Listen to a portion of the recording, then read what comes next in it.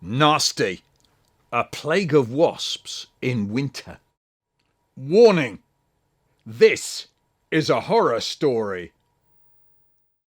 Well, the Bakerloo flea woman said, suddenly it all clicked with me. I didn't know whether to laugh or cry or scream or what. This little girl Donna had been sitting there all those weeks figuring it all out on her own. All summer the wasps were settling on the empty fruit boxes down Ridley. The dustmen were lugging them off down to the dump, and hundreds and thousands of wasps were being rolled into the ground by them big rollers that squashed the rubbish. As like as not, all that rolling kept it warm as well. What a joke. They, the council, had built a massive, great big nest for the wasps.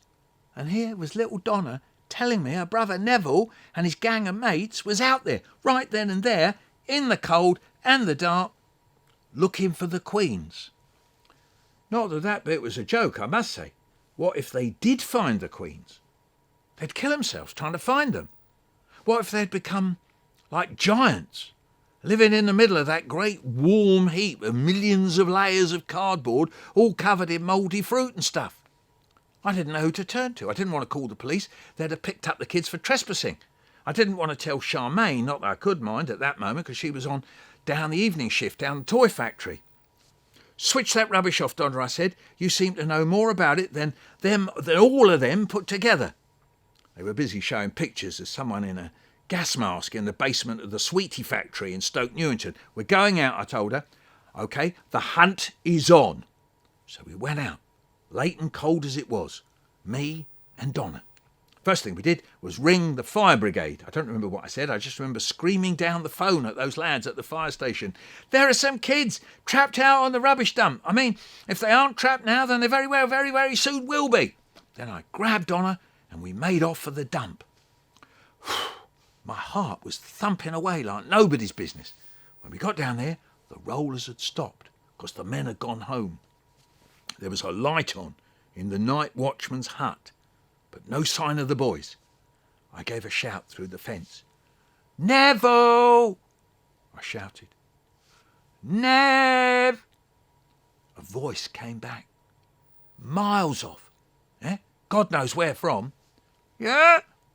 What do you want? Come out of there. You'll get yourself killed, I said. At that, the night watchman came out with his dogs. It was the bloke all the kids called Dirty Dave. He was a strange fella. Everyone knew him, but no one knew where he came from. Besides, he hated kids like Neville, and they hated him. If I catch 'em, I'll kill 'em, he says. And he meant it, most like. Just then, the fire brigade turns up, and there's little Donna crying her eyes out, holding on to my coat. And a young fella jumps out of his fire engine. He comes up to me. Was it you, ma'am, that called the fire service? Yeah, I say, yeah, it was. Well, where are these boys trapped, he says. Over there, I said, and I waved out across, way across those great big heaps of rubbish. They've got stuck, I think, looking for the queens. He looked at me as if I was balmy. Looking for the queen, he says. The queens! The queen wasps, I say. What, here, he says. Well, of course they're here, I said. They're in the fruit boxes off of Ridley. He looked at me for a moment while it sunk in. And suddenly it seemed to make sense to him too. Blimey, he said, just like that, very quiet. Blimey. And he moved like greased lightning. It seemed like in a flash. There was 5, 6 of them, all in the gear, masks, spray guns, the lot. How did we get in here? One of them was saying.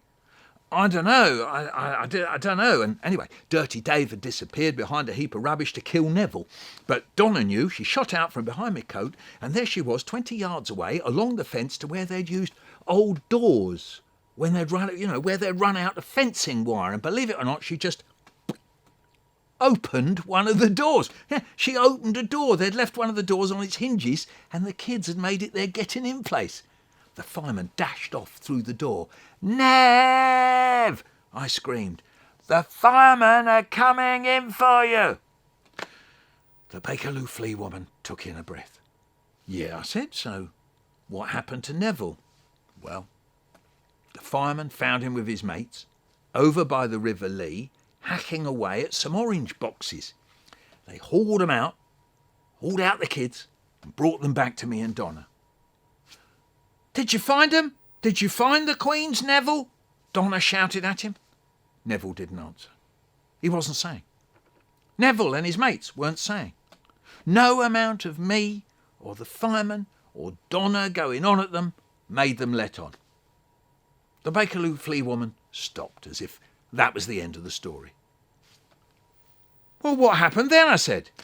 "Well," she said, Dirty Davy nailed up the door, and next day, you're not going to believe this, the very next day, that clown, the Minister of Wasps, was down there, and for weeks and weeks after that, they were out there behind that fence, behind the doors, drilling holes, spreading poisons and powders and emptying gallons of stuff all over the dump." "But look," I said, "did they find the giant queen wasps? Did they?" "Did they? Did they?" she says to me and laughs. "Look, did they find the giant queen wasps?" I said, "Oh, tell me." And then she laughed, and she laughed. She laughed and laughed. "I tell you," she said, "they never found the giant queen wasps, and Donna never got a reward off of Tate and Lyle for saving their sugar for them."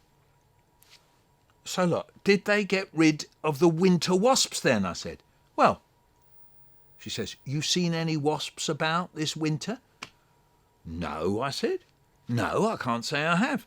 "Well," she said, "they must have got rid of them then, eh? Mustn't they?" Yeah,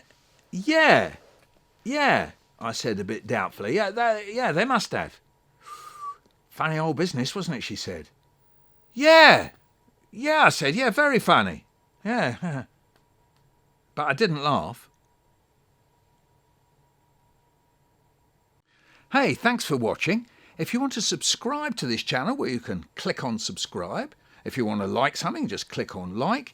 And you can leave a comment as well, that's always nice. And don't forget my website, Michael Rosen, all one word, michaelrosen.co.uk.